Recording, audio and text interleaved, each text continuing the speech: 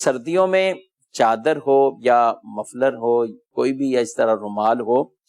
جس میں یہ دونوں پلو جیسے ایسے ہی چھوڑ کے، تو اب اسی طرح اگر نماز وہ ادا کریں گے تو یہ صدل کہلاتا ہے، یہ مکروہ تحریمی ہے، یہ جائز نہیں ہے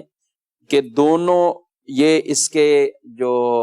کونے یہ پلو یہ ایسے جیسے لٹک رہے ہیں اور اسی طرح نماز پڑھیں گے تو نماز مکروہ تحریمی ہوگی، اس نماز کو دوبارہ پڑھنا یہ واجب ہوتا ہے۔ ہاں اگر اسی طرح چادر یا رومال یا کوئی بھی ہو اس کو آپ یوں کر لیتے ہیں تو اب اس میں بچت کی صورت ہے اور نماز ہو جائے گی، لیکن بہتر اور سنت طریقہ جو ہے وہ اختیار کرنا چاہیے، اور اس میں یہ چادر، یہ تو خیر چھوٹا سا رومال ہے اور مفلر ٹائپ کا ہے، تو اس میں یہ ہونا چاہیے کہ امامے سے اوپر وہ لیں اور اس کو یہ کر کے پھر نماز پڑھی جائے۔ لیکن یہ والا جو انداز میں جو عرض کر رہا ہوں اس میں بھی کوئی اہتمام سے ہونا چاہیے، جیسے ابھی میں کر رہا ہوں تو یہ تو بھی رکوع میں جاؤں گا تو پھر جمیل صاحب یہ دوبارہ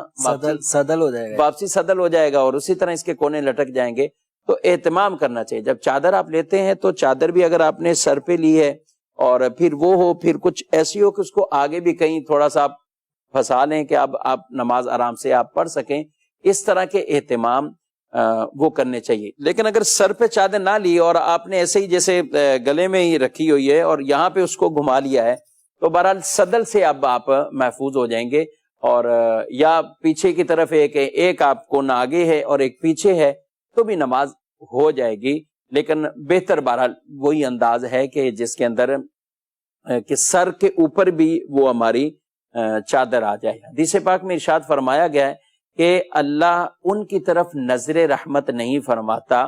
جو اپنی چادریں، اپنے امامے اپنی چادروں کو نیچے نہیں کر لیتے، یعنی ان کی چادریں اوپر ہونی چاہیے اور امامہ ان کا چادر کے نیچے ہونا چاہیے، تو یہ زیادہ بہتر عمل ہے۔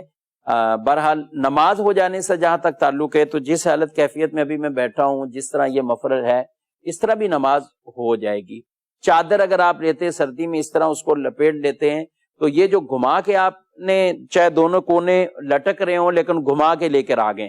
تو بھی نماز ہو جائے گی۔ ایک کونا پیچھے کمر کی طرف ہے، ایک کونا ادھر لٹک رہا ہے تو بھی نماز ہو جائے گی، لیکن اگر دونوں کونے اسی طرح یہ